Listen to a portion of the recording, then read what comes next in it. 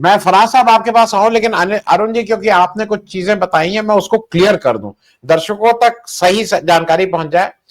BLO generally उस polling agent का, उस पोलिंग बूथ का ही कोई आइडियली वोटर होना चाहिए। और कौन लोग हो सकते हैं वो डिफाइंड है, 13 लोग हो सकते हैं।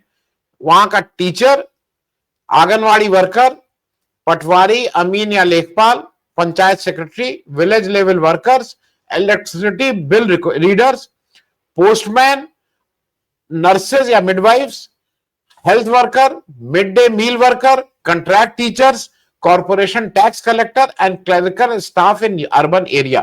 ये मैं सिर्फ इसलिए बता दे रहा हूं, ये 13 ही लोग हो सकते हैं। दूसरा अरुण भाई फिर से समझ लीजिए, आप अपने को भी क्लियर कर लीजिए, बीएलए पोलिंग एजेंट नहीं होता है। आप थोड़ा क्लियर कर लीजिए, ये बीएलए एक नया टर्म इजाद सुप्रीम कोर्ट ने में किया गया है। बीएलए नाम का कोई व्यक्ति नहीं पाया जाता है। यहां पे जयनारायण जी हैं, वो बैठे हैं जो इलेक्शन लड़े। जब आप पोलिंग एजेंट क्या, जब पोल होता रहता है तो वो उस कैंडिडेट का पोलिंग एजेंट होता है, बीएलए नाम की कोई चीज नहीं होती है। तो इसलिए वो दर्शकों तक सही जानकारी, बीएलए नाम की कोई चीज है ही नहीं। कोई इस तरह का एक नया जिन्न पैदा कर दिया गया है। जो 3 लोग, जब इलेक्शन होता है तो जो जो उम्मीदवार है वो 3 लोग अपॉइंट करता है।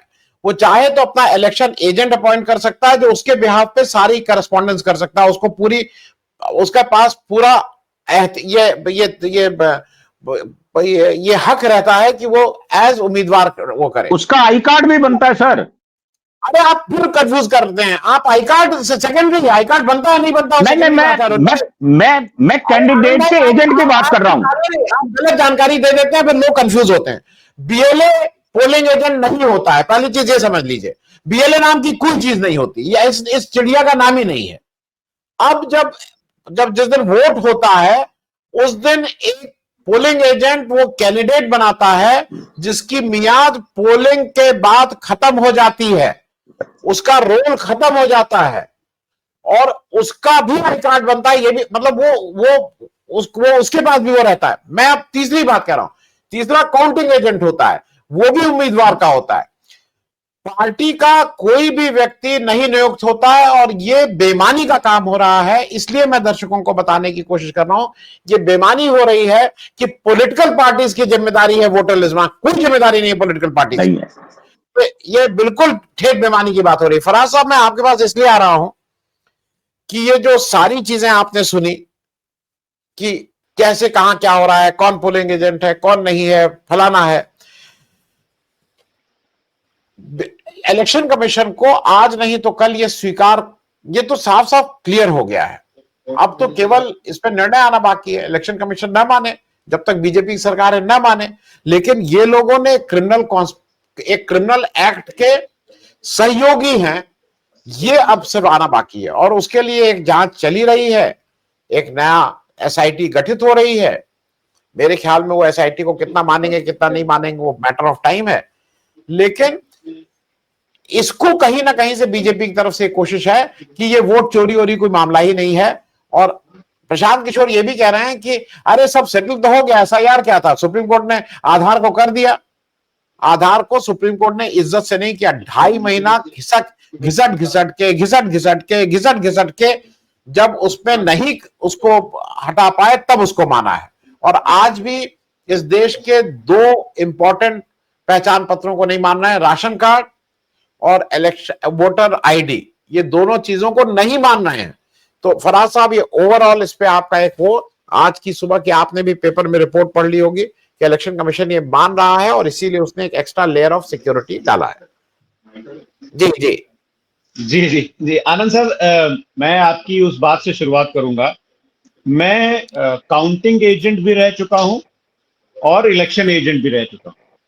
तो आप सही बोल रहे हैं कि जो इलेक्शन एजेंट होता है वो मैं अपनी पार्टी की तरफ से आज से 10-12 साल पहले बनता था। तो वो हम लोग ये देखते थे, आप पार्टी की तरफ से नहीं होते हैं फराज भाई, फिर आप लोगों को कंफ्यूज करेंगे। आप उम्मीदवार के इलेक्शन एजेंट होते हैं। हाँ, उम्मीदवार, वही मतलब उम्मीदवार। जी जी जी। अगर आप पार्टी की तरफ से होंगे तो आप फिर ये कहेंगे आप पार्टी का उससे कोई लेना देना नहीं है। ओके, ठीक है, उम्मीदवार की तरफ से। तो हम लोग वहां पर ये देखते थे कि जो वोटर जो वोट डाल रहा है, मतलब एक अगर प्रेम शुक्ला नाम के कोई बंदे वोट डाल रहे हैं, तो उस गांव के हम लोग उस मोहल्ले के होते थे, तो हम ये इंश्योर करते थे कि दूसरा आदमी कहीं कोई फर्जी वोट न डलवा दे।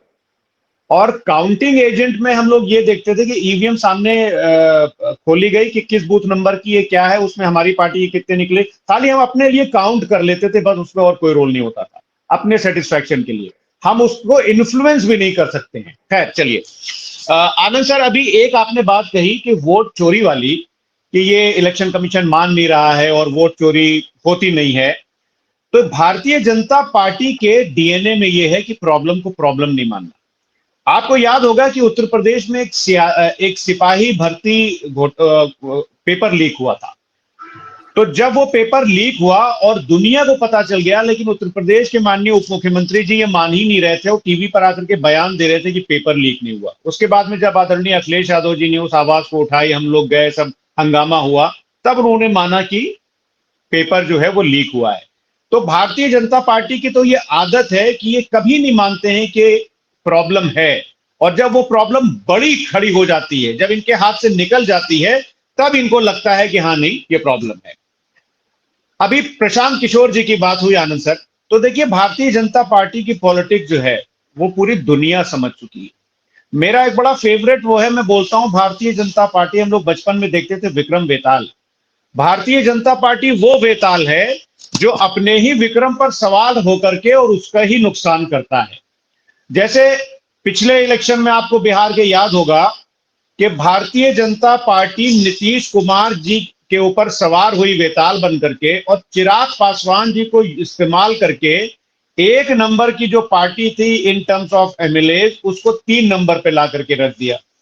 अब वही ये कर रहे हैं, प्रशांत किशोर को यूज करके नीतीश कुमार को कमजोर करने की कोशिश कर रहे हैं। आपने आज चिराग पासवान जी का एक स्टेटमेंट पता नहीं पढ़ा कि नहीं पढ़ा आनंद सर, उन्होंने ये कहा है कि गठबंधन में जो सीटें होंगी वो इतनी आसानी से नहीं होगा कि बहुत आसानी से सारी चीजें हो जाएं। उसमें वो बोल रहे हैं कि हमारा कितना शेयर होगा हम उसको देखेंगे। तो बिहार बीजेपी में कोई बहुत, बिहार के एनडीए का जो खेमा है उसमें कोई कुछ बहुत अच्छा नहीं चल रहा है। एक बात और हुई नैतिकता की, और गुजरात की भी बात हुई। तो मैं कहना ये चाहूंगा, हमसे पहले जो पैनलिस्ट बोल रहे थे, इनकी नैतिकता को तो आप बात ही ना करिए। उसी महिला को जिसका बलात्कार हुआ था, एक तरफ तो उसका बलात्कार होता है, यू करेक्टली पॉइंटेड आउट कि बलात्कार हुआ, लेकिन उसके बाद उनके बलात्कारी जब बाहर आते हैं जेल से, उनको जेल से बाहर निकाला जाता है, उसके बाद उनको फूल मालाएं पहनाई जाती हैं, मिठाइयां बांटी जाती हैं। आईआईटी बीएचयू के इनके जो बलात्कारी थे, जब उनको बेल मिली आनंद सर, तो नैतिकता की वजह से मैं बोल रहा हूं, तो उनका ऐसा स्वागत हुआ कि लग रहा था कि गांधी जी के साथ डांडी मार्च करके अभी अभी आए। तो भारतीय जनता पार्टी की नैतिकता को तो छोड़िए, ये राम दुलार गौड़ वाली पार्टी है। अभी जो है आनंद सर, बहुत सारी बातें हुई, जेनजी की बात हुई कि राहुल गांधी जी जो है, शायद अभी किसी पैनलिस्ट ने बात की कि जेनजी को भड़का रहे हैं, क्या है। सुब्रत पाठक जी का आपने बयान सुना था कि अगर भारत में नेपाल जैसी कुछ हालात बन गए तो राहुल गांधी और अखिलेश यादव के घर चलेंगे, आदरणीय अखिलेश यादव जी के। ये सुब्रत पाठक उनके पूर्व एमपी है, वो बोल रहे हैं, यानी कि वो प्रोवोक कर रहे हैं कि किसी ना किसी तरह से ये हालात बने। आ जाते हैं अब एसआईआर पर, आ जाते हैं अब इलेक्शन कमीशन पर, जो आज इलेक्शन कमीशन ने कहा है। पिछले आपकी जो, मैं आपके शो को, ये बहुत बड़ा शो है, बहुत अच्छा शो है, मैं इसको डिबेट नहीं बोलता हूं, मैं इसको हेल्थी डिस्कशन बोलता हूं। तो पिछले आपके डिस्कशन में मैंने अपना बनाया हुआ, अपना लिखा हुआ एक शेर पढ़ा था। आज हो सकता है आपके दर्शक, पैनलिस्ट तो बिल्कुल भी वो नहीं है, आज दर्शक भी दूसरे होंगे, थोड़े बहुत मिक्स एंड मैच हुआ होगा, पैनलिस्ट भी नए, तो मैं फिर से पढ़ देता हूं कि ईवीएम भी चुप है, बैलेट भी शर्मसार, जनता की मर्जी से नहीं, सेटिंग से बनी सरकार। तो सेटिंग से तो आनंद सर सरकार जो है वो पिछले, आप मान करके चलिए 10-11 साल से चल ही रही है। एसआईआर पर बहुत बात हो चुकी है, क्या नाम है, इलेक्शन कमीशन पर भी बहुत बात हो चुकी है। हमारी मेमोरी शॉर्ट होती है, जनता भी बहुत जल्दी भूल जाती है, तो मैं जल्दी से 1 मिनट में कुछ याद दिला दूं कि मध्य प्रदेश में कोविड काल में जब लाशें गंगा जी के किनारे बह रही थी, तो ये चुनी हुई सरकार को ऑपरेशन लोटस ला करके गिरा रहे थे। कर्नाटका में चुनी हुई सरकार को तो इन्होंने गिराया। महाराष्ट्र में तो इन्होंने बेशर्मी की हद खत्म कर दी कि कभी सुबह 5 बजे शपथ ग्रहण समारोह होता है, कभी पार्टी तोड़ते हैं, कभी परिवार तोड़ते हैं। और दिल्ली में ये नहीं कर पाए तो GNCTD एक्ट को ला करके अध्यादेश को ला करके जनता के जनादेश का इन्होंने अपमान किया। आनंद सर, जो ये कर रहे हैं वो बेसिकली सुप्रीम कोर्ट पहले ही कह चुका है कि आप डेमोक्रेसी की हत्या कर रहे हैं। सुप्रीम कोर्ट ने बोला था ना वो अजीत मसीह वाले केस में कि it's a murder of democracy and it's a mockery of democracy. तो लोकतंत्र की हत्या तो पूरी तरह से ये कर ही रहे हैं, लेकिन हमारी आपकी क्या जिम्मेदारी है, जो कि मुझे लगता है कि आप तो बहुत अच्छी तरह से एक पत्रकार होने के नाते कर रहे हैं और एज अ पॉलिटिकल लीडर होने के नाते ये हमारी जिम्मेदारी है कि अगर राहुल गांधी जी ने कोई चोरी पकड़ी है तो एक अलायंस पार्टनर होने के नाते हमारी ये जिम्मेदारी है कि राहुल गांधी जी की उस लड़ाई को हम धार दें जो हमारे देश के लोकतंत्र पर, हमारे देश के संविधान पर और हमारे देश के फेडरल स्ट्रक्चर पर हमला करती है। भारतीय जनता पार्टी की नीयत तो हम लोगों को पहले से ही पता है। अगर इनकी नीयत ना खराब होती तो चीफ इलेक्शन कमिश्नर के अपॉइंटमेंट में आपने ऑनरेबल सुप्रीम कोर्ट के फैसले को ही पलट दिया था और आपने इलेक्शन कमीशन का जो अपॉइंटमेंट है उसको यूनिलेटरल कर दिया। यही आपने ईडी के केस में किया था। तो आपकी मंशा तो पूरे देश को पता है। और आज की तारीख में फॉर्चुनेटली अनफॉर्चुनेटली आनंद सर, मोदी जी की हर चाल उल्टी पड़ती जा रही है। राहुल गांधी जी की प्रेस कॉन्फ्रेंस के तुरंत बाद, मुझे लगता है 8-10 घंटे बाद, इलेक्शन कमीशन बुलंद आवाज में कहता है कि कोई डिलीशन पॉसिबल नहीं है, ये मिसलीडिंग है। मतलब एक कॉन्स्टिट्यूशनल संस्था इतना गैर जिम्मेदारा बयान दे देती है और लेकिन जनता के बीच में और क्या बोलते हैं कि डिलीशन पॉसिबल नहीं है, और जनता के बीच में क्लियर कट ये मैसेज चला जाता है कि वोट चोरी इस देश में जबरदस्त तरीके से हो रही है। और जो चुनाव आयोग राहुल गांधी जी के क्लेम्स को मिसलीडिंग कह रहा था, वही इलेक्शन कमीशन चुपचाप विपक्ष के सामने नतमस्तक हो जाता है, चुपचाप इस बात को मान लेता है कि राहुल गांधी जी बिल्कुल सही बोल रहे थे। तो मतलब आप 5 घंटे बाद आपको प्रेस कॉन्फ्रेंस करने की कोई जरूरत नहीं थी बिना कुछ अपने फैक्ट जांचे हुए। तो हम लोग तो कहते हैं ना, क्योंकि हम तो पॉलिटिकल लीडर है आनंद सर, हम तो नारे शेर भी पढ़ते हैं और नारे भी लगाते हैं। तो अलंग वाला मामला तो सिर्फ झांकी है, हाइड्रोजन बम अभी बाकी है। अब देखिए हाइड्रोजन बम जब आता है तो क्या हाल होता है, क्योंकि अभी ये पटाखे ने ही इनका ये बुरा हाल कर दिया है। तो फिर से मैं बोलूंगा कि कल तक जो चुनाव आयोग बोल रहा था कि डिलीशन पॉसिबल नहीं है, कोई और किसी के नाम को हटा नहीं सकता, अब वो कह रहा है कि हम ई साइन लेकर के आ रहे हैं, ई साइन का फीचर लेकर के आ रहे हैं। और वो मान रहा है